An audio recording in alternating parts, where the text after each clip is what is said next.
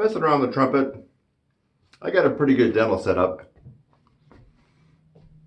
Little overbite. A little bit, not much. Just a tad, like a fraction. So maybe I don't have to contend with some of the issues that you are contending with. So here I'm going to offer you some trumpet lesson advice, and it may be applicable to other brass instruments as well. What do you do if you have more of an overbite than I do? What happens if you have an underbite, more of a bulldog kind of set? You're going to have to make some adjustments in the pivot of your trumpet. Otherwise, you're going to keep fighting the good fight, but not getting anywhere. So, I found a cool little gag gift for teeth. I started playing around with it, and I came to some conclusions. I mean, this is an exaggeration. In fact, if I put this in my mouth, it's not going to be exactly as you would feel and play if you have an extreme overbite or underbite. In fact, this makes it very difficult, because what it does is a scoop underneath there causes air to get trapped, so I'm not able to really blow out the way I normally would. It's my lips don't vibrate the same. It's an extreme proposition here, but I'm here to tell you you can work around any limitations you may perceive about yourself. In other words, we all like to point at Maynard Ferguson and say he had the natural, perfect teeth, lips, jaw, muscle, everything, the perfect setup to play a brass instrument. And you can point that out to several other stars, probably Harry James, Rafael Mendez, Maurice Andre, even John Faddis. And John Faddis, actually, I noticed he has a gap here between his teeth, and so it seems like that may assist his playing. Perhaps you want to say like Wynton Marsalis, other great trumpet players.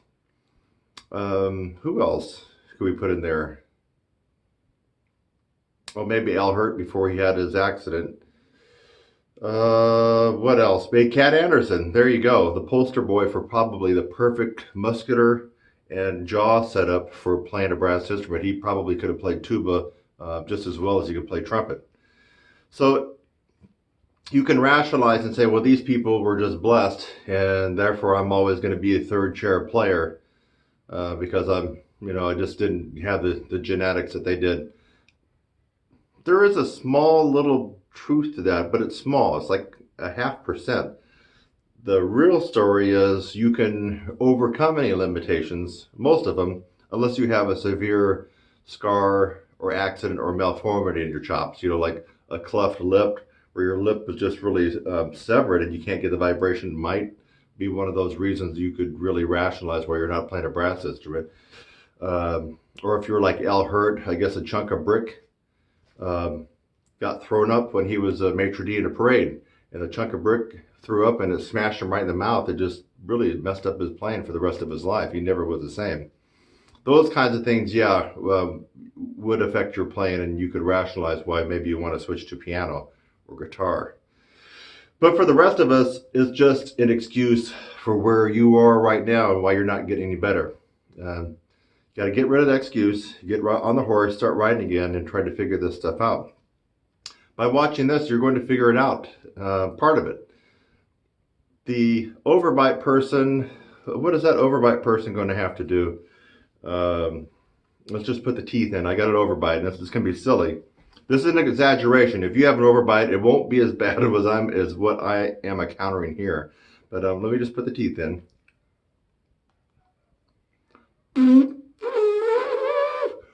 I can't, it doesn't even feel the same. I mean, of course it wouldn't feel the same, but I mean, it's real freaky. So, put it in. If I play it straight on.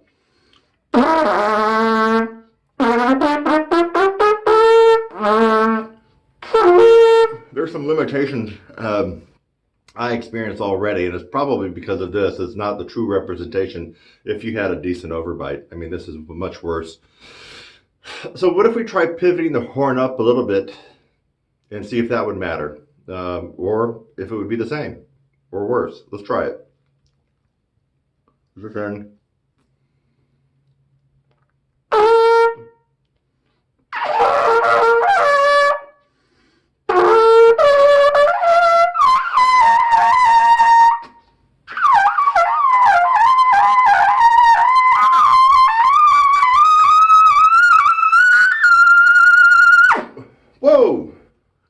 Okay, now I got the double G. And a lot of you might be shaking your head saying that's ridiculous, Kurt. You just heard you play a triple G. Well, it's not ridiculous because most of you cannot do what I just did. Okay? I just picked up the horn and did it. And you can see I wasn't sweating bullets and passing out. Let this be a lesson to you. I just pivoted the horn up and it helped me out a little bit, even though I'm using something funky. Now, what happens if I left it straight or went down the other direction? Now, this is an overbite. Look at extreme overbite. I'll do it straight on.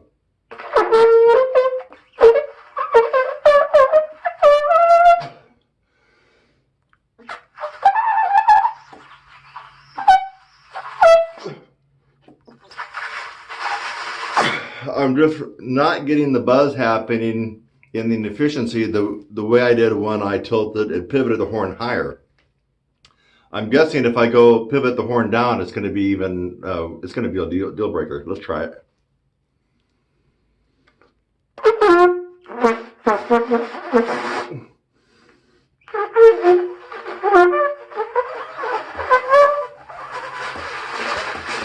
Worse. Okay, so this is an extreme, almost unrealistic representation of any of you that have an overbite if you're a brass player. But what can you learn from this? Now, this is extreme. You learn that if you have an overbite, that's where your top teeth hang over your bottom teeth, a little bit or a lot. That the more that you play straight on or you're pivoting down, you're going to be worse. You're going to be a worse player. At the very least, let's just say that you can play everything fine, but your range is going to be in the gutter, okay? You just heard, straight on and down, you got an overbite, it's bad news for you. Therefore, you can take, you can pay heed to this free lesson that I'm giving you and experiment with different levels of pivot from center to a little higher. Now, I'm not talking about an extreme pivot. I'm just talking about you're playing on. If you have an overbite, you might want to experiment with just a fraction, a couple degrees north. Are you getting that here? Maybe a little bit. Maybe just a little bit more. So you're going to have to experiment with a little bit of a pivot and see where your sweet spot is. I'm guessing it's not going to be an extreme pivot because that's just going to be just as bad as maybe your current setup. So you might want to experiment a week or two with just a small pivot of the horn upwards. If you have an overbite, little to extreme.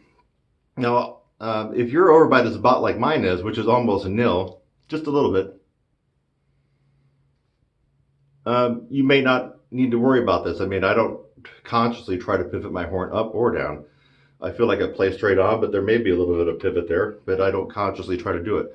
Okay, now for you folks that are bulldogs. Hey guy, come here. You see little Johnny over there? He's looking kind of cute. Yeah, no, I'm making fun of you, you underbite people. I think of like the dirty old man, that you see in those old sitcoms, from the 50s or something like that. But anyway, I digress. Let's get back to what we're doing here. If you have an underbite and you have that bulldog kind of look, either a little bit or a lot, that's people that do this. Now that's extreme. But some people, when they shut their teeth, they shut and their lower jaws is the teeth here like that. Is that you? See that?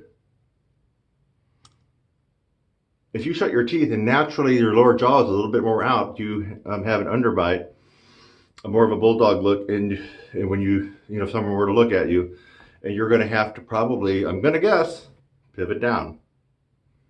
So let's put this in reverse. We'll put it down here. So it's down here. Now I got an underbite. See, lower teeth coming out.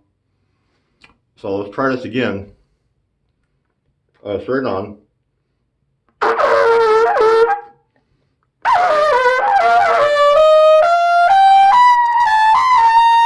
Not bad. I'm going up.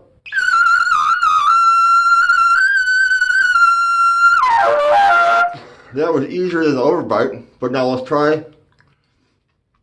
I'm just coming up with a couple of equations in my brain. Obviously, I think if you have an underbite, you're more blessed than if you have an overbite.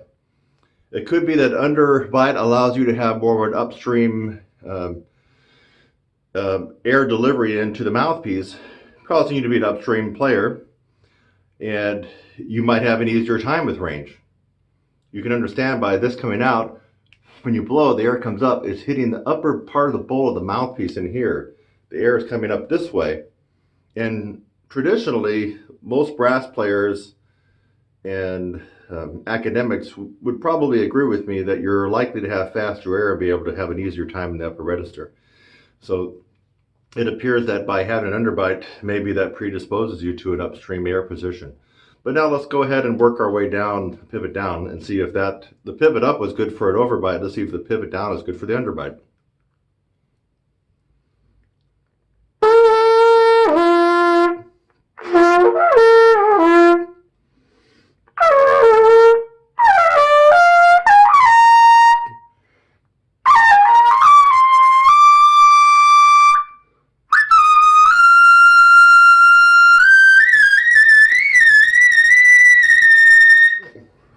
Okay, dramatically better than what you just heard when you thought it was coming out pretty good when I got the double G, when I had a straight on to a slightly pivoted upwards.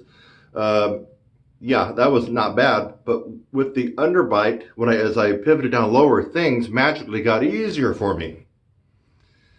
So what can you get from this free trumpet lesson? And if you're a baritone player or tuba player, you can maybe even take stock in this, or trombone. The moral of the story is, if you look in the mirror and you shut your teeth, don't try to manipulate anything. And if the top teeth naturally come over the bottom teeth a little bit or a lot, you have an overbite, and you're going to want to experiment with a little bit of an upward pivot.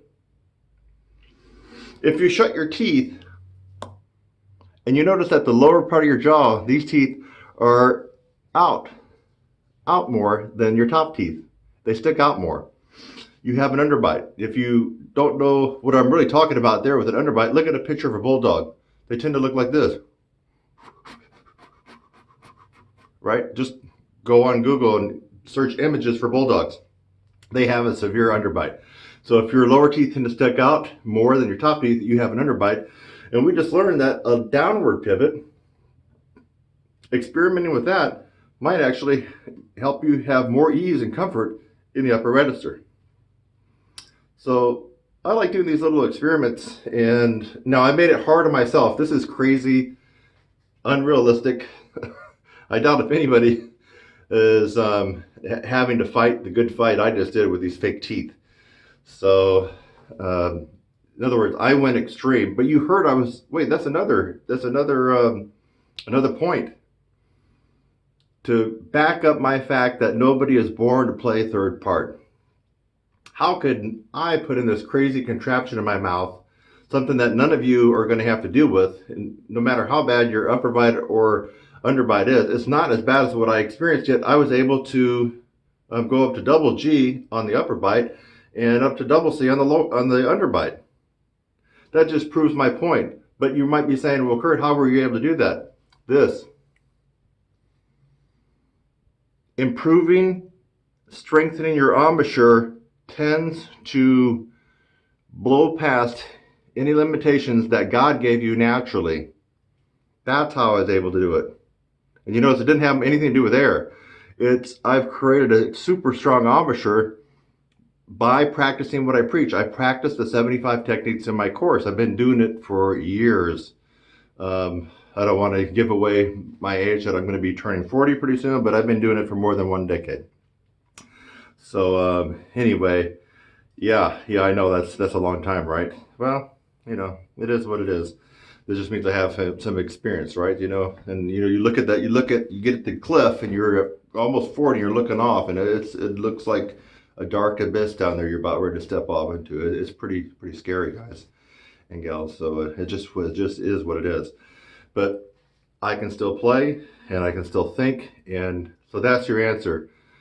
Chops will overcome any limitation that God gave you. It'll overcome if you only have one lung.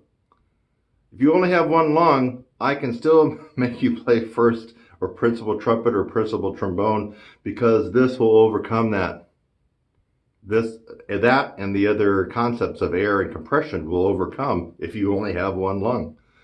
So if you have screwed up teeth, if you have an overbite or an underbite, thin lips, medium lips, fat lips, the strengthening of your embouchure, the systematic approach infused with momentum that's in my course with 75 different techniques. One technique, one routine might likely not work for you guys. And I have to say this over and over again, but can you hear this? If one approach, Claude Gordon, worked for everybody, we wouldn't be talking right now. I wouldn't be talking. I wouldn't have a course. We would all, like disciples of Jesus, be doing the Claude Gordon. Okay? If the spit buzz and TCE worked, if that worked, we all would be doing that. Why would we do anything else? You hear what I am saying. Think. Right? Think. Carmine Caruso, if all we had to do was just tense our lips up and do isometric contractions and hold out notes for half an hour, if that worked for everybody to build range for brass players, we would all be doing it. That's one technique, one approach. Doesn't work for the majority. It works for just a small amount. And that's why you know about those methods. You know about those methods because one or two people have spouted how great it is. You need a course and approach that has a multi-faceted shotgun macroscopic approach with techniques hitting you from all kinds of different directions infused with momentum. That is the holy grail to brass playing. You cannot argue it against that. Otherwise, you wouldn't be listening to me, and we would have already done that one method that worked for 100% of everybody. And that one method didn't exist until now. My course, the Holy Grail to Trumpet and Brass Playing, is a 16-week upper register course with 75 techniques. You go through the process, and you'll have the strength, regardless whether you have an overbite or an underbite, or some things are screwed up and God didn't bless you the way he blessed Maynard or Cat Anderson or those guys. You're still going to overcome a lot of limitations, and you don't have to be stuck at third chair. So, I'm Kirk Thompson, and I approve this message. I'll see you in the next one, folks. Bye-bye.